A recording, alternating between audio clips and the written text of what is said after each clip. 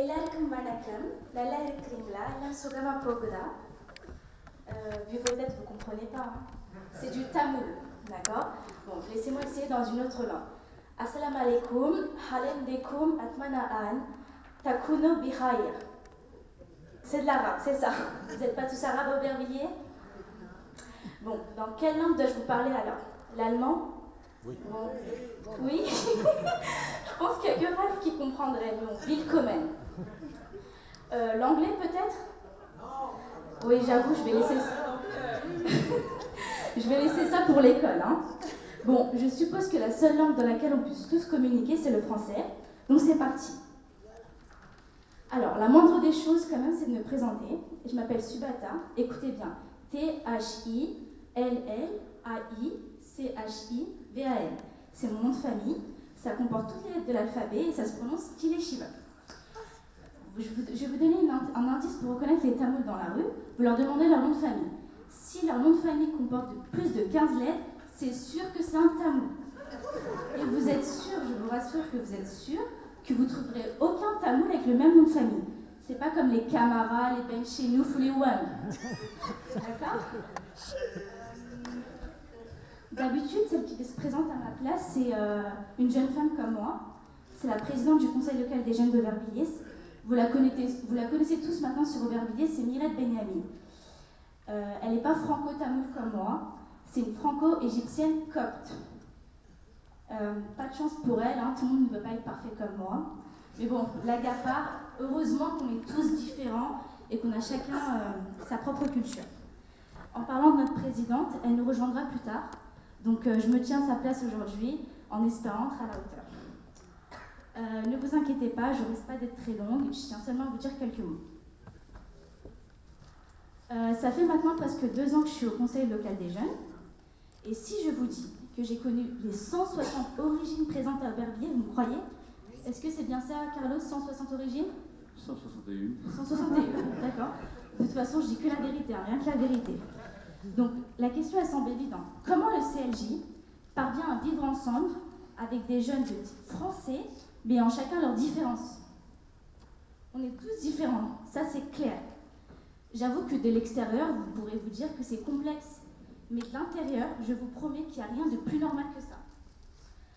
On a chacun nos origines, nos appartenances, notre culture, notre religion ou pas de religion. Mais rien, mais je dis bien rien, nous empêche de travailler ensemble. Il faut dire que le propre de la jeunesse, c'est d'aimer travailler en groupe. On le voit, on n'est pas identiques, on n'est pas des clones, mais il faut se mettre au travail. Il faut qu'on arrête de se dire constamment qu'on est différent et qu'à un moment, il faut agir. Par exemple, quand on veut créer un projet au sein du CLJ, on se met tous autour de la table tranquillement, chacun apporte sa plus-value. Et on y va. Avec nos différences, on s'efforce d'être positif et de regarder les choses de plusieurs angles de vue. On n'a pas qu'un seul point de vue au CLJ. Avoir des différences au CLJ, c'est pas un frein, c'est surtout pas un frein surtout. C'est un énorme atout que l'on met tous ensemble pour nous enrichir et de prouver aux yeux de la ville qu'on est une jeunesse ressource et non pas problématique. Je vais vous donner un exemple tout simple. Il n'y a pas longtemps, il y a quelques mois maintenant, le CLJ s'était intéressé sur les événements du 17 octobre 1961 avec l'association 93 au cœur de la République. Normalement, dans l'absolu, ça toucherait que les Algériens. Mais non, dans la salle, normalement, la salle serait remplie d'Algériens. Mais non, il y avait un Chinois, Laurent. Il y avait une belle Thaïlandaise, Jani, ou même un Marocain, Yacine. On était tous présents. Chacun avait compris que c'était une histoire commune. Ce qui prisme, c'est l'homme. Peu importe notre couleur, notre sexe, notre âge, notre religion, avant tout, on reste humain. C'est notre seul point commun à toute personne ici présente. Je veux vraiment qu'on se rende compte de l'importance de la notion d'humanité, donc je vais vous donner un simple exemple, un autre exemple encore. C'est le cas d'un voyage que j'ai fait il n'y a pas longtemps avec le CLJ en Pologne. On avait visité des camps de concentration. Les Juifs ont été en grande partie touchés par cette tragédie. Mais c'était quoi avant d'être des Juifs? C'était tout simplement des humains. Donc pour moi, même si les nazis ne les voyaient pas comme ça, pour moi ici c'était l'humanité qui a été touchée. Voilà, je pourrais vous témoigner de d'autres projets ou d'actions menées par le CLJ, Mais bon, je pense qu'il faut que je tienne que 5 minutes, hein, donc j'ai pas trop le temps. Je vais vous dire quelques mots rapidement. C'est ça la beauté du multilinguisme.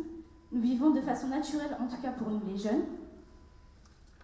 Si nous avons un défi à relever aujourd'hui, c'est qu'on se dise tous qu'on est un peuple métis, où chacun est une passerelle vers l'autre, ce qui nous permet de faire de belles choses ensemble.